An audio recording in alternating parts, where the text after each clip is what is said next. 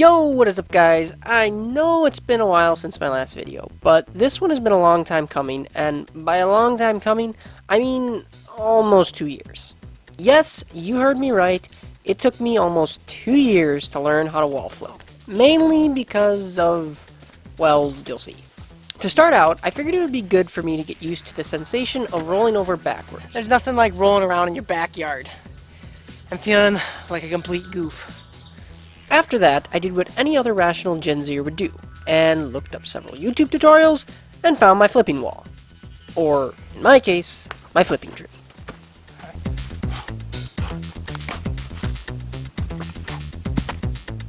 Once I got comfortable with the idea of looking like a moron, I started planting my hand behind me and simulating an on-the-ground wall flip that made me feel and look very uncoordinated.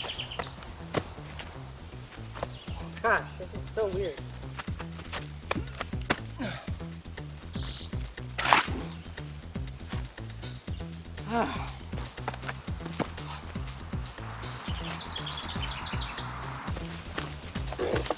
Come on, ow! Okay, I am officially dubbing this tree as unworthy, mainly because this slant here. It's kind of annoying to run downhill and then up this tiny little hill, up this tree. So I'm gonna switch over to this tree over here because I think it's a little bit straighter and I'm not having to run down a hill to get up to it.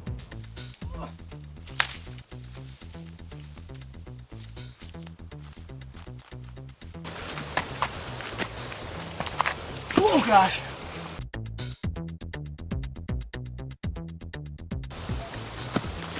Oh my gosh, I keep stopping. I can't stress enough how hard it is to overcome that initial fear of breaking your neck when trying to do acrobatics. It is a very strange feeling to know that you are doing something that is, in reality, completely unnecessary and could very likely get you laid up in a cast for several weeks. Was that close?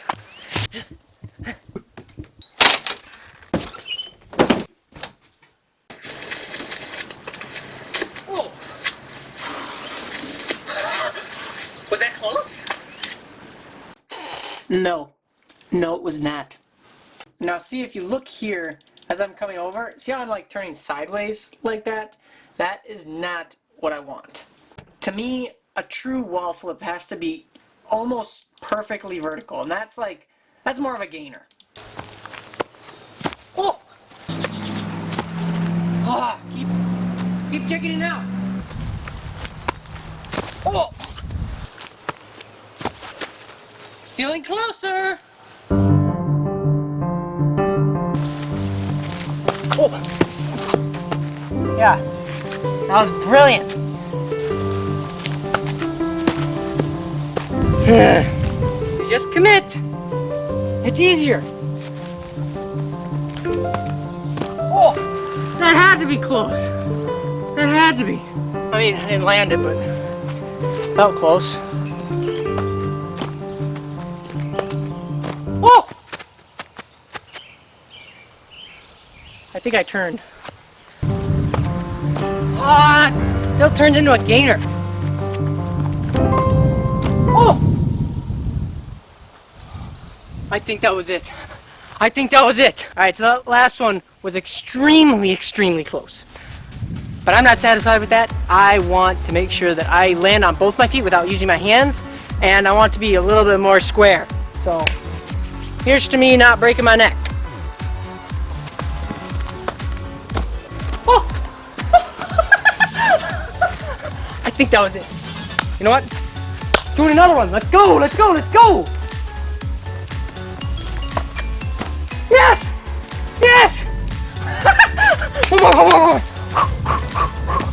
Let's go! No, come on! I screwed it up. Remember, the goal is 3 clean ones in a row. Let's go! Oh. I just love failure. Ah, I love it.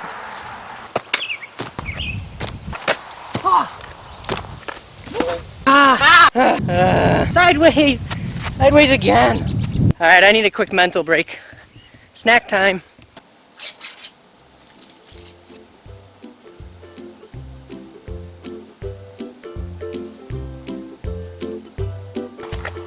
Oh, good grief.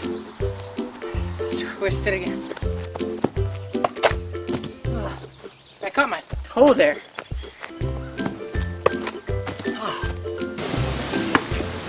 Oh, why do I keep spinning sideways? Oh. Golly. All right, guys. I demand a new wall.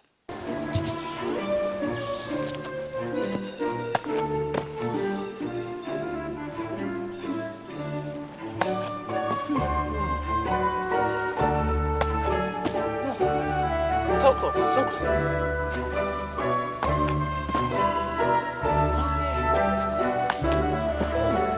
As I'm sure you could tell from most of these new attempts, I was actually getting worse and more frustrated by the minute with my performance.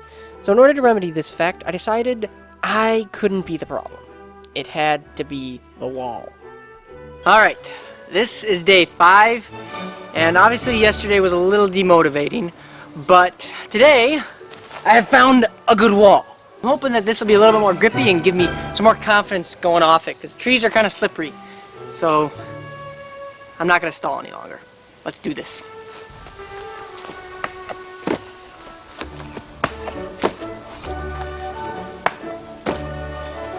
We'll say it is easier. It is easier to do it off a wall, that's for sure.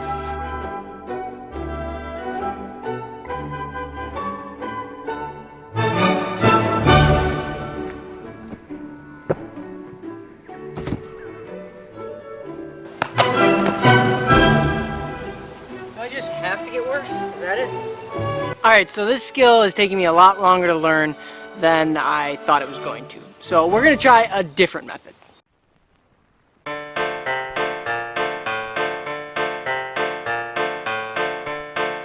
Alright, so I'm gonna level with you guys. That last attempt you saw me take really freaks me out.